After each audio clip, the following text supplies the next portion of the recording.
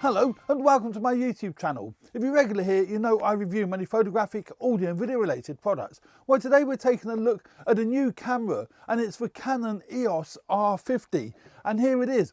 And when I first got it, I was completely surprised how compact this camera is. Now I suppose most of you guys and gals have actually seen reviews of a Canon R50. I didn't realise how small it really is. This video won't do justice to how compact this camera is, but it is seriously compact, and it's a really nice little camera to take out and about as a travel camera. Now Canon, I believe, are actually introducing this camera as a budget camera, as an entry-level budget camera. I see it more than that. I see it's a great compliment to anyone who has the Canon, EOS cameras. It could be the EOS R6 full-frame camera, like I have over here. It could be the R7 that they already have, which is the flagship APS-C camera. I'm actually filming my close-up shot with my Canon R7, but I've got an EFS lens fitted to it via the adapter. I've got the 40mm EF. I think it's an EF lens fitted to the Canon R7 as my close-up camera. I've got my wide camera, which is my Canon EOS R. That's picking up a wide shot just there. And I've got another shot over here, which is my Panasonic GH6. And then I've got a close-up camera over here, my little Sony ZV-1, which I'll never change because I love that little camera. But it is incredibly compact, this R50, and it's quite a departure from the other Canon EOS cameras, because the R10, which I guess is the next model up in the Canon EOS range, or the R range anyway, their mirrorless range, is a little bit bulkier. It's quite a bit bigger, and I thought the R50 might be about the same size as the R10. I was pleasantly surprised, and I say pleasantly because it does make a really great travel camera. And this is why I say, although they're advertising it and pushing it as an budget entry-level camera, I think you can also look at it as a great travel camera. So as I've just said, if you already own a Canon EOS R body or one of the R bodies, then I think this is a great complement to it. It's got the 24 megapixel sensor, the same sensor that you'll find in the R10. So you'll get great images. I'll go through quickly through some of the images on the screen here in just a moment. So you get great images. Also, you'll get great video because it has got 4K uncropped. I say uncropped because it is an APS-C sensor, but it doesn't crop it even more in 4K. So it's a great 4K camera.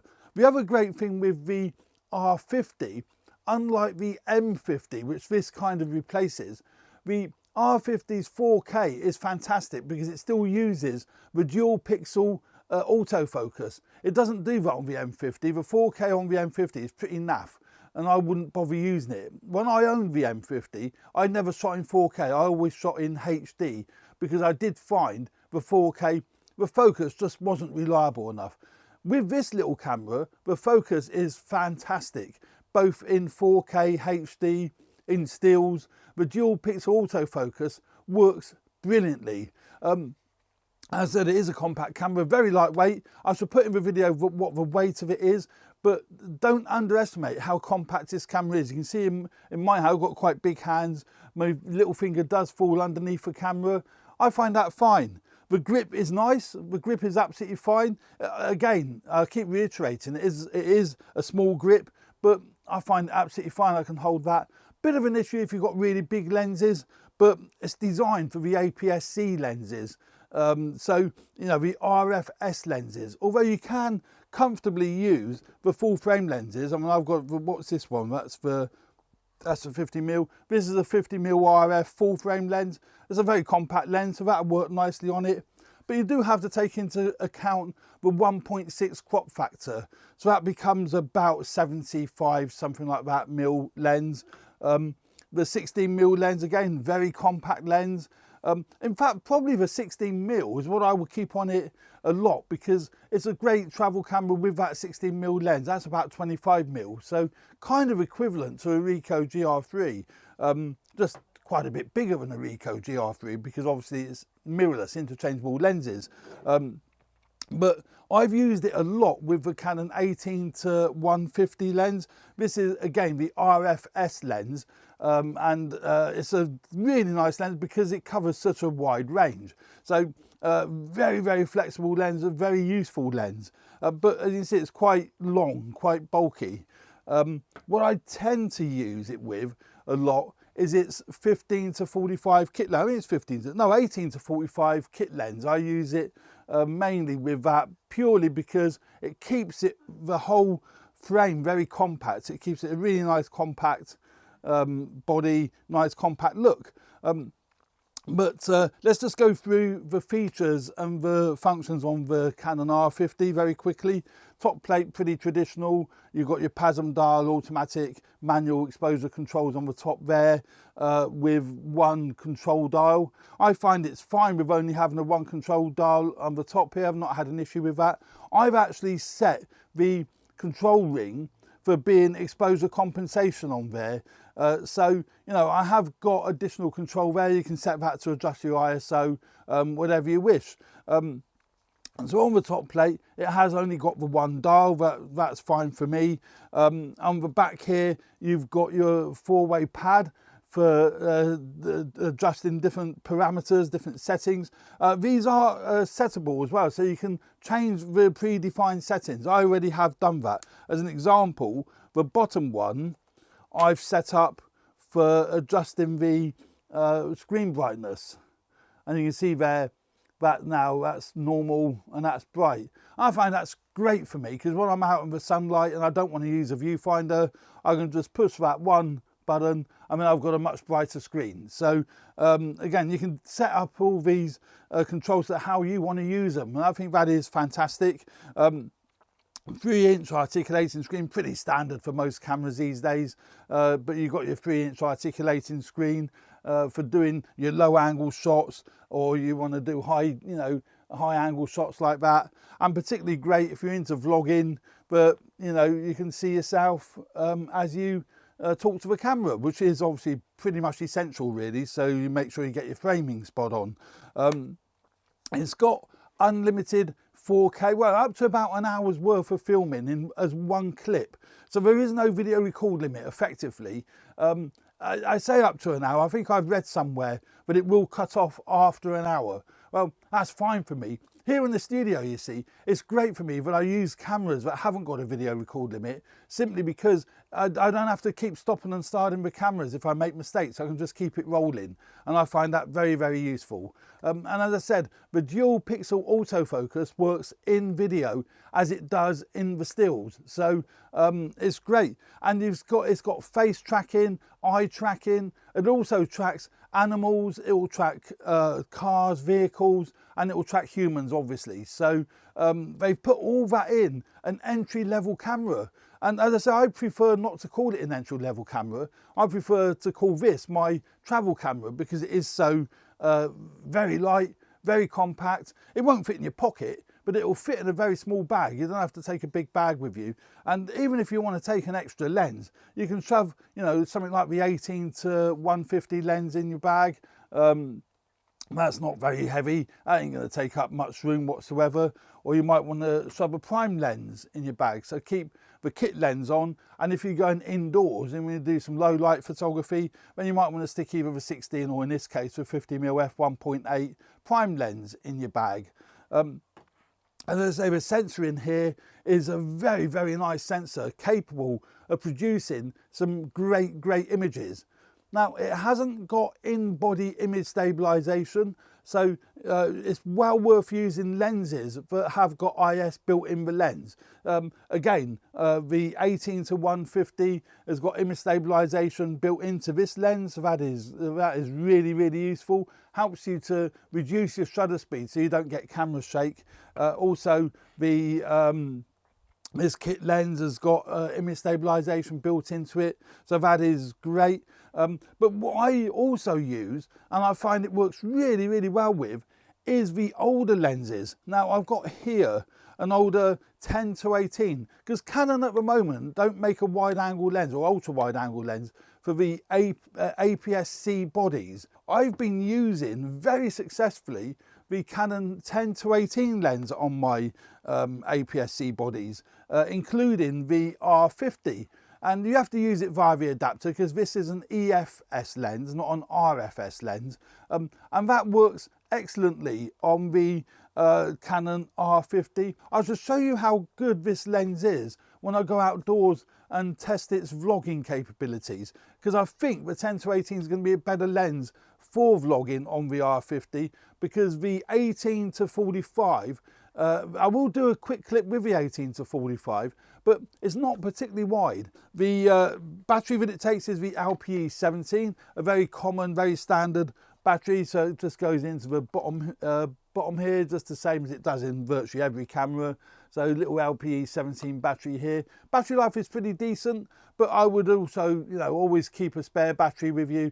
It's always handy to have a spare battery, maybe 1 or 2 batteries that'll just slot in there. That actually is a third-party battery that I'm using here. They work absolutely fine. The SD card slot is also in the battery compartment. Not one of my favourite designs, but hey ho, it is what it is. That's how they design them. So that's where the SD card goes. That goes in there. Then on the side you have got your HDMI ports on that side. So you've got your USB-C port and HDMI port on that side. So it has got a mic jack, hasn't got a headphone jack, but it's got a mic jack just on the side there. So that's handy for using external microphones. I would strongly recommend always use an external mic, even if it's one of the cheap mics you can just stick on top. It's still going to be better than the built-in mics in the camera. Now, the USB-C port does support in-body charging and also power delivery. Again, very useful for me here in the studio. I run these cameras for quite a long time, and the batteries will run out if I didn't have power delivery. I've got power delivery set up on my Panasonic G8 over there, which is great, and I've got it set up on my Canon R7, but on me Canon R, I'm just using 2 batteries in a battery grip. But yeah, so it does support power delivery. Also, the USB-C port does support output to your computer to use as a webcam. I've not tested that feature yet. I believe you have to download the Canon utility to be able to use that, but that does work. The great thing is this is using the standard RF mount, so it's basically the full frame mount on a really tiny little body. You can see how huge that mount is on this tiny little body. Now at the moment, Canon are not making a huge range of AFS lenses. I've got 2 of them. I've basically got the 2 kit lenses, the 18-45 and the 18-150. There will be a separate review of a Canon 18-150 lens, and they work great on this camera. So that's what I say. If you already own the Canon R6 or any of the full frame bodies and you've got a couple of lenses, well then you could potentially just buy this body only, use it as your backup camera, use it as the your travel camera, and stick those lenses on here. Also, if you buy the R50 and it's your first camera, you might decide to buy the full frame lenses and not the APS-C lenses. So if you do want to upgrade to a full frame body, you already have the lenses. So, a lot of flexibility there with this type of camera. If we have a quick look at some of these images, I'm not going to go in any detail on these images, but I would suggest, rather than you look at them on my YouTube video, like pausing it and whatever, take a look at my Flickr page. I'll have these photographs up on my Flickr page. Take a look at them there. I'll leave a link in the description of this video, how do you find my Flickr page, and all my samples will be on there.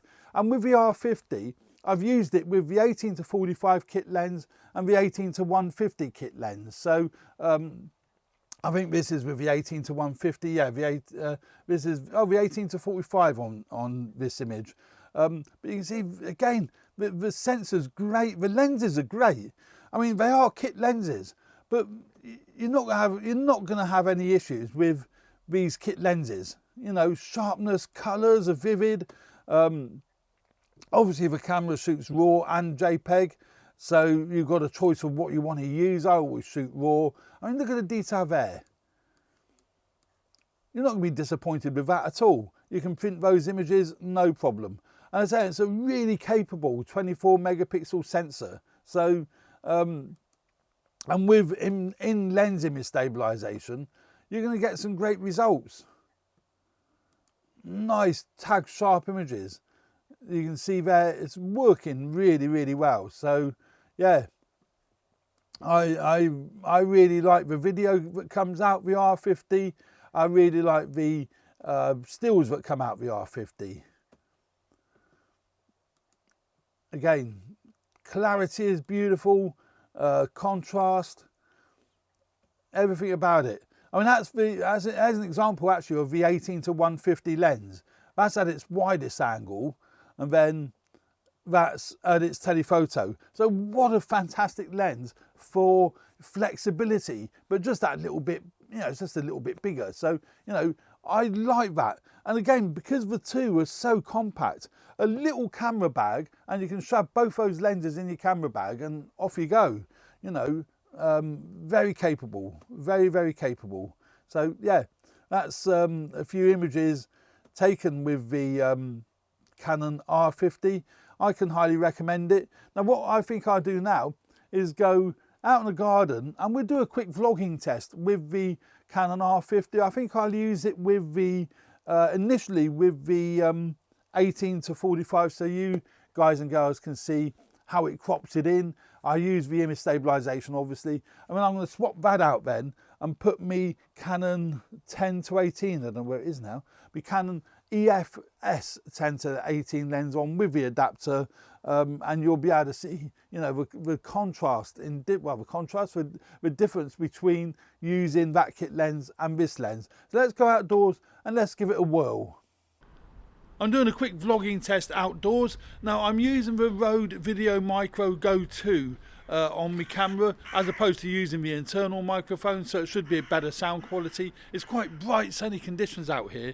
I've got it set to auto ISO 1/50th of a second, so I don't know if that will work very well, but it seems to be working okay. Looking at the screen, it is great that it's got an articulating screen, so I can actually see when I'm in focus, and I can see the framing, which is, you know, quite nice. And it's not too heavy a camera, it's quite light, even for me. As I said, I'm not really into vlogging. I am using the kit lens, the 18-45 kit lens, and I've got it set to standard mode, so it has cropped it in just that little bit tighter.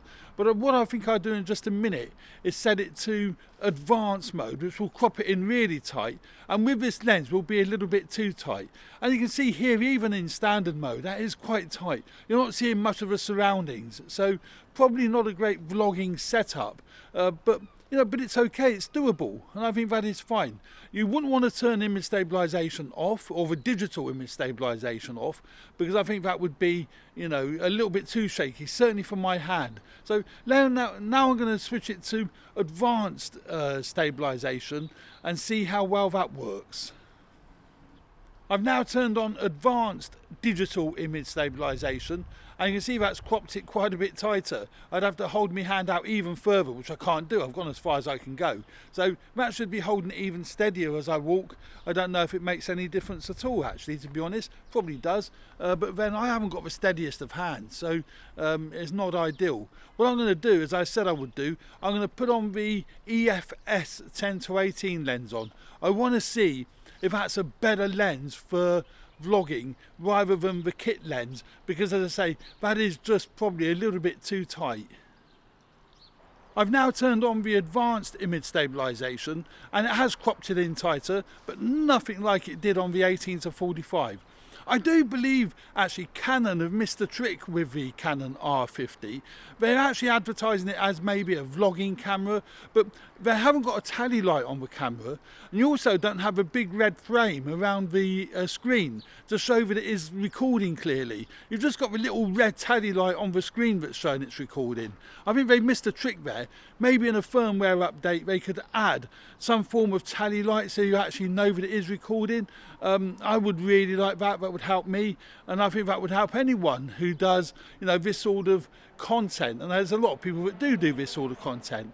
But all said and done, that's a nice combination with the 10-18 lens on. So there we go. That's the Canon EOS R50. I say Canon advertising, promoting it as an entry-level budget camera. I would say it's more than that. I would say it's a great companion if you already own the R7 or the R10 or even one of the full frame bodies. A great companion to shove in your bag if you only want to go out with a compact camera and use your other Canon RF lenses or EF lenses. You don't need to buy the RF lenses. That's worth remembering as well. You can buy much cheaper EF lenses. I mean, for example, my R7, I've got fitted an EF lens fitted of a 40mm EF S or the EF lens fitted to it via the adapter. Very, very cheap lens. There's a lot of EF lenses about made by Sigma, Tamron, Canon, Viltrox and quite a few other manufacturers. So bear that in mind. You don't have to use the RF lenses. I think a lot of people are forgetting that and a lot of reviewers are not mentioning that. The autofocus also works great with a vast majority of the older EF lenses. And also on my Canon EOS R, I've got the AL EF 17-40 lens fitted to that, and it's working great as my wide angle lens. So don't be put off buying into the Canon EOS R system because you think you have to use RF lenses. You certainly don't, and I've had a lot of success using EF and EFS lenses. So there we go.